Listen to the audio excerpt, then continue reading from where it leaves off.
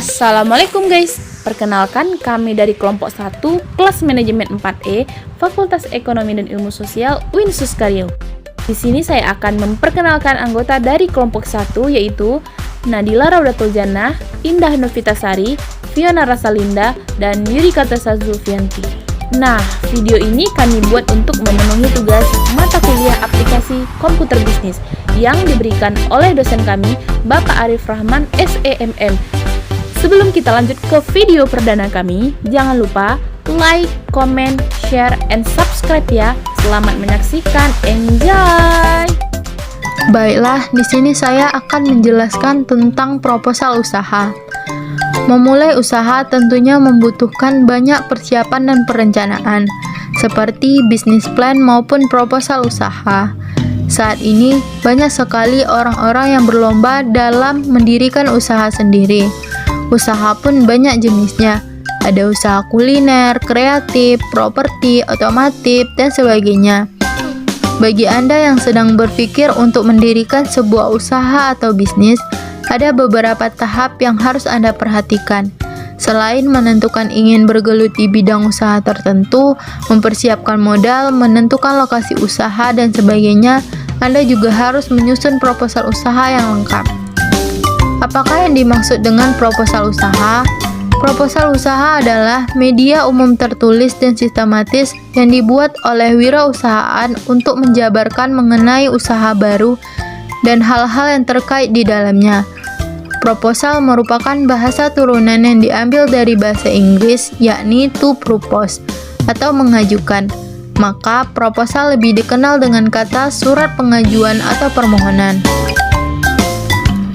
Mengapa Anda membutuhkan proposal usaha? Karena proposal usaha memiliki banyak fungsi.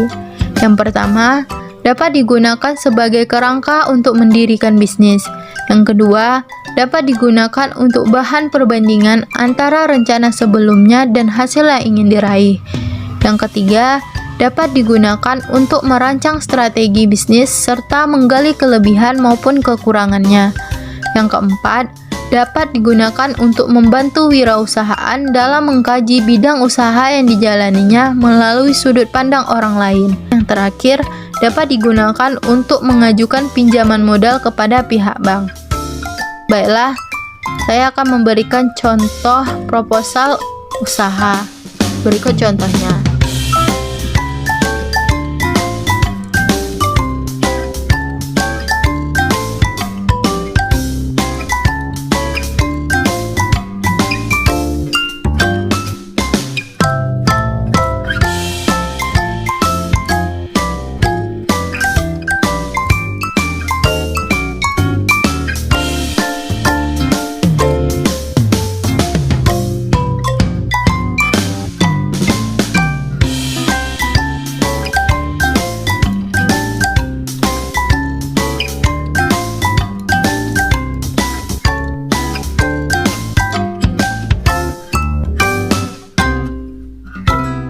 Aplikasi Microsoft Word. Microsoft Word ini merupakan aplikasi yang biasa kita gunakan untuk kebutuhan pengetikan. Misalnya membuat catatan, membuat makalah, laporan, surat, jurnal, dan lain-lain. Fungsi utama dari Microsoft Word ini sebagai software pengolah kata sehingga semua pekerjaan yang berhubungan dengan mengolah kata dapat dilakukan dengan mudah dengan bantuan aplikasi-aplikasi di dalamnya seperti membuat surat, membuat tabel, membuat tulisan yang bervariasi dengan word art, memasukkan gambar, membuat dokumen, dan masih banyak lagi. Pada tahun 1981 sampai 1983, Charles Simonyi yang merupakan pengembangan Bravo dipekerjakan oleh Microsoft untuk mengerjakan software pengolah kata yang pada masanya bernama Multi-Tool Word bersama dengan Richard Goody. Hingga pada 25 Oktober 1983, Multi-Tool Word dirilis untuk sistem Xenix dan MS-DOS. Akan tetapi pada sistem MS-DOS, Multi-Tool Word yang merubah menjadi Microsoft Word namanya masih menggunakan mouse dan memiliki fungsi yang sedikit. Pada tahun 1985, macOS mendapatkan Word yang dirilis oleh Microsoft untuk sistem operasinya dan ternyata lebih populer daripada penggunaan di MS-DOS. Pada tahun 1987, macOS mendapat perilisan kedua Microsoft Word di mana terdapat tambahan fitur sinkronisasi antar user macOS dan MS-DOS. Versi ini biasa disebut dengan versi 3.0 yang dikenal pula dengan kemunculan RTF atau Rich Text Format. Sempat dirilis pula Word 3.1 sebagai perbaikan atas error pada fitur RTF yang dirilis pada versi sebelumnya. Pada tahun 1989, Microsoft Windows mendapatkan versi pertama Microsoft Word yang dirilis dan disusul dengan versi 3.0 untuk Microsoft Windows pada 1990. Pada tahun 1991 sampai 1995, Microsoft Word versi 5 menjadi salah satu yang terbaik penggunaannya dan membuat Microsoft Word menjadi penguasa dari aplikasi pengolah kata. Hingga pada 1991 dirilis Microsoft Word 5.5 yang memiliki tampilan yang lebih baik dan fitur yang lebih banyak. Pada tahun 1997 berdirilah sebuah bagian internal perusahaan Microsoft yang memiliki tugas khusus pengerjaan software bagi macOS yang disebut dengan Macintosh Business Unit. Produk pertama mereka adalah Word 98. Pada tahun 2000 munculnya Word 2001 yang sekaligus menjadi aplikasi terakhir yang dapat digunakan pada macOS klasik. Pada tingkat macOS selanjutnya akan digunakan Word X. Tambahan fitur pada versi ini adalah clipboard yang digunakan sebagai penyimpanan sementara ketika user melakukan fungsikan atau copy paste. Tahun 2004 sampai sekarang muncullah Word 2004 yang dirilis di tahun 2004 dengan tambahan fitur notebook. Lalu 3 tahun kemudian muncul Word 2007 untuk Microsoft Windows dan disusul dengan Word 2008 untuk Mac yang muncul di awal tahun 2008 dengan tambahan elemen galeri. Dan secara berurutan tahun 2010 muncul Microsoft Word 2010 untuk Windows dan Word 2011 untuk macOS. Dan saat ini yang populer adalah Microsoft Word versi 2015 dan 2016 yang memiliki tampilan lebih elegan dan fiturnya yang sangat menunjang kebutuhan penggunanya. Di sini saya akan menjelaskan menu-menu yang ada di Microsoft Word 2010 beserta fungsinya. Ini dia tampilan Microsoft Word 2010-nya. Di sini ada menu Home, menu Insert, menu Pack Layout, menu Reference, menu My Links, menu Review, dan menu View. Pertama, kita akan menjelaskan dulu menu Home. Di menu Home ini terdapat clipboard, font, paragraf, style, dan editing. Menu-menu yang merupakan anak dari toolbar menu ini disebut dengan ribbon menu. Di clipboard ini berisi perintah-perintah seperti cut, copy, format pointer, dan paste. Kita menggunakan menu ini ketika kita akan mengopi atau memotong baik itu kata atau kalimat dalam lembar kerja Microsoft Word yang sedang kita kerjakan. Selanjutnya di menu font. Di menu font ini terdapat font case, fungsinya untuk memilih jenis ukuran. Di sini kita contohkan saja ya. Nah, ini dia misalkan paragrafnya. Di sini kita ambil contoh sebagai sejarah dari Microsoft Word. Untuk memilih jenis tulisan ini, kita memakai Times New Roman. Normalnya Times New Roman. Nah, ini dia jenis tulisan Times New Roman. Selanjutnya di sebelahnya ada font size. Fungsinya untuk memilih ukuran tulisan. Dan normalnya itu 12.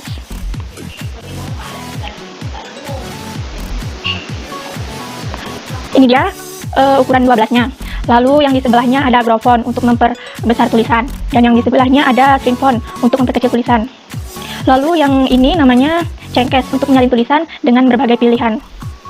Dan yang di sebelahnya ini namanya clear formatting untuk menghapus formatting. Lalu yang ini namanya font color untuk memberi warna pada tulisan. Kita contohkan ya. Misalkan kita mau warna tulisannya warna merah, seperti merah. Tapi kalau membuat makalah, membuat laporan itu normalnya warna hitam. Lalu ini yang di sebelahnya ada text highlight color, fungsinya untuk memberi warna pada background tulisan. Lalu di sebelahnya sini namanya text effect, digunakan untuk memberi efek pada tulisan. Contohnya itu seperti ini. Di sini banyak efeknya, seperti ini. Lalu di sebelahnya ada ini namanya superscribe, fungsinya untuk memberi pangkat pada tulisan. Dan yang ini namanya subscribe untuk memberi pangkat pada tulisan bagian bawah. Dan yang ini namanya strike through, fungsinya untuk memberi garis pada tulisan. Contohnya seperti ini. Nah, di tengah-tengahnya itu ada garisnya. Lalu yang di sebelahnya ada underline, fungsinya untuk memberi garis bawah pada tulisan seperti ini. Di bawahnya ada garis di bawah tulisannya. Lalu di sebelahnya ada italic untuk membuat tulisan menjadi miring. Nah, seperti ini. Tulisannya menjadi miring. Dan yang di sebelahnya ada bold, fungsinya untuk mempertebal tulisan. Biasanya ini digunakan pada judul ya, agar tulisannya tebal. Selanjutnya ada paragraf. Paragraf ini fungsinya untuk mengatur paragraf, dimulai dari mengatur teks, mengatur jarak antar setiap baris, dan lain sebagainya. Di sini ada namanya bullet, fungsinya untuk membuat buletan pada tulisan. Contohnya itu seperti ini. Nah, seperti itu. Terserah ya mau pakai yang mana. Nah, seperti ini. Lalu di sini sebelahnya namanya numbering, fungsinya untuk membuat nomor pada tulisan. Sama juga seperti yang ballet tadi. Kalau yang ini dianya nomor atau huruf nih, ada nomornya, ada hurufnya. Sama ya seperti yang tadi. Contohnya seperti ini. Nah, lalu yang ini yang di sampingnya namanya multi-level list, fungsinya untuk list secara urutan ke bawah. Dan yang ini namanya decrease indent, fungsinya untuk menggeser tulisan ke kiri. Dan yang ini increase indent, fungsinya untuk menggeser tulisan ke kanan. Dan yang ini namanya sort, fungsinya untuk mengurutkan tulisan dari besar ke kecil atau sebaliknya. Dan yang ini namanya show atau hide, fungsinya untuk memberi simbol pada tulisan. Lalu yang ini namanya bottom border, fungsinya untuk memberi garis pada halaman kerja. Dan yang di sebelahnya namanya shading, fungsinya untuk memberi warna background halaman kerja secara keseluruhan. Lalu yang ini namanya line dan paragraph spacing, fungsinya untuk mengatur spasi tulisan. Di sini normalnya kalau membuat makalah kita pakai yang spasinya 1,5. Nah, seperti ini. Dan yang ini namanya justific, fungsinya untuk tulisan menjadi rata kanan kiri. Nih, dia menjadi rata kanan kiri. Lalu yang di sebelahnya namanya align right, fungsinya untuk membuat tulisan menjadi rata kanan. Nah, ini rata kanan. Baru yang di sebelahnya namanya center, digunakan untuk membuat tulisan menjadi rata atau berada di tengah. Nah, biasanya ini digunakan untuk judul, dia di tengah ya. Lalu yang di sebelahnya untuk namanya left, fungsinya untuk tulisan menjadi rata kiri. Nah, dan normalnya jika membuat makalah kita memakai rata kanan dan kiri. Selanjutnya di menu styles. Menu style ini berguna untuk menjaga agar format dokumen tetap konsisten meski digunakan oleh beberapa orang. Selain itu bisa untuk melakukan format seperti mengubah huruf, angka, font hanya dengan perintah sederhana. Lalu menu editing. Menu editing ini terbagi menjadi 3 fine, plus, select, and find. Oke, selanjutnya kita ke menu insert. Menu insert ini berguna untuk memasukkan instruksi-instruksi ke dalam lembar kerja, seperti pembuatan tabel, memasukkan gambar, memasukkan grafik, dan lain sebagainya. Di sini ada text, tables, illustration, links, header and footer, text, dan simbol. Di menu text, ini fungsinya untuk mengedit halaman pada lembar kerja. Di sini terdiri dari cover page. Cover page fungsinya untuk memberi sampul pada halaman, dan yang di sebelahnya ada blank page, fungsinya untuk menyisihkan halaman kosong dengan format dan desain standar. Lalu yang di sebelahnya ada page break untuk memutuskan halaman dan berlanjut pada halaman berikutnya. Selanjutnya di menu table. Ini berfungsi untuk membuat tabel. Kita contohnya. Di sini kita contohkan kita membuat 4 kolom yang terdiri dari 5 baris. Nah, seperti ini. Jadi dianya tinggal kita seperti gini kan saja. Dan kita masukkan di sini angka dan hurufnya. Misalkan di sini nama, umur. Ya kita masukkan saja namanya, umurnya. Nah, seperti itu ya. Lalu selanjutnya di menu illustration. Illustration ini fungsinya untuk menyisipkan objek, gambar, grafik, dan sebagainya. Di sini terdiri dari picture, clip art, shape, smart art, card, dan screenshot. Lalu yang link fungsinya sebagai penghubung, baik dengan objek, dokumen yang sama ataupun berbeda. Di sini terdiri dari hyperlink, bookmark, cross reference. Lalu yang header and footer ini berfungsi untuk membuat teks pada bagian atas atau bawah pada lembar kerja. Dan yang ini teks berfungsi untuk membuat text box, membuat tulisan yang indah, menyisipkan objek, atau memberi tanggal. Lalu yang ini simbol untuk menyisipkan simbol-simbol tertentu. Kemudian di menu page layout, di sini ada text, page setup, page background, paragraph, dan arrange. Yang text ini berfungsi untuk memilih tema halaman yang termasuk warna pada halaman dan juga pada hurufnya. Yang page setup ini untuk mengatur tata letak halaman. Dan page background ini untuk menghiasi atau beri efek pada latar halaman. Lalu ada paragraph dan juga arrange. Lalu di menu reference, di sini ada table of contents, footnotes, citation, caption, index, dan table of authorities. Dan di menu my links ada create, start my Mac, write and interface, review results, and finish. Dan di menu reviewnya ada proofing, language, comment, tracking, change, compare, protect, dan ink. Dan terakhir di menu view-nya ada dokumen views, show, zoom, windows, dan macros. Baiklah, di sini saya akan menjelaskan beberapa materi mengenai Microsoft PowerPoint. A. Pengertian Microsoft PowerPoint. Microsoft PowerPoint adalah sebuah program aplikasi Microsoft Office yang digunakan sebagai media presentasi dengan menggunakan beberapa slide. B. Fungsi Microsoft PowerPoint. Yang pertama, sarana untuk mempermudah sebuah presentasi. Yang kedua, membuat sebuah presentasi berbentuk soft copy sehingga dapat diakses oleh berbagai perangkat komputer. Yang ketiga, membuat presentasi dalam bentuk slide yang menarik dan cantik dengan dukungan fitur audio, video, gambar, dan animasi yang akan digunakan. Yang keempat, mempermudah dalam membuat, mengatur, dan mencetak berbagai slide. C. Sejarah Microsoft PowerPoint. Microsoft PowerPoint dikembangkan pertama kali oleh Bob Gaskin dan Dennis Austin. PowerPoint versi pertama dirilis pada tahun 1987 dan komputer yang mendukungnya adalah Macintosh yang kala itu masih menggunakan warna hitam putih dan mampu membuat halaman teks dan grafik untuk transparansi office atau overhead projector. Pada tanggal 31 Juli 1987, Microsoft mengakuisisi Forttalk Inc. dengan PowerPoint seharga $14 juta mengikuti Microsoft Windows 3.0 versi Microsoft Windows dari PowerPoint versi 2.0. Muncul di pasaran tepatnya pada tahun 1990. Semenjak tahun inilah Microsoft PowerPoint tidak terpisahkan dalam paket aplikasi kantoran Microsoft Office, kecuali Basic Edition. Versi terbaru dari Microsoft PowerPoint adalah Microsoft PowerPoint 2013 versi 15 yang dirilis bulan Januari 2015. Di sini saya akan memberitahu bagaimana cara menggunakan aplikasi Microsoft PowerPoint. Nah, pertama yang kita lakukan yaitu membuka aplikasi Microsoft PowerPoint terlebih dahulu. Setelah kita membuka aplikasi tersebut, kita akan kesulitan dengan tampilan kurang lebih seperti yang ada di layar saat ini. Setelah itu kita bisa memilih peta kosong. Nah, jika kita ingin menambahkan aksen ataupun tema yang menarik untuk presentasi kita bisa mengkliknya di desain. Nah, di sini telah disediakan oleh aplikasi Microsoft PowerPoint beberapa tema ataupun wallpaper. Nah, di sini saya memilih yang ini.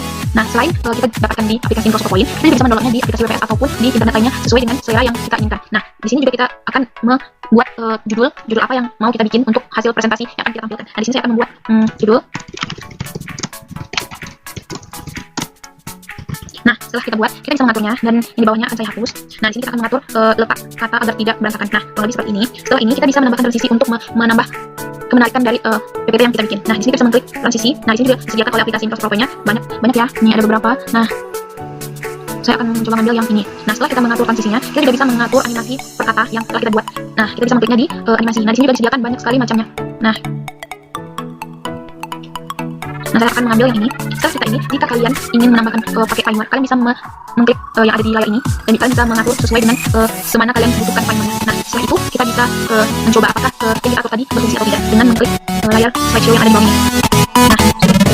Nah, sekian video penjelasan dan tutorial mengenai Microsoft Word, Microsoft PowerPoint, dan proposal usaha. Jika menurut teman-teman video ini bermanfaat, silahkan share ke media sosial yang ada di HP teman-teman. Dan jangan lupa like, comment, and subscribe. Thanks for watching. Assalamualaikum.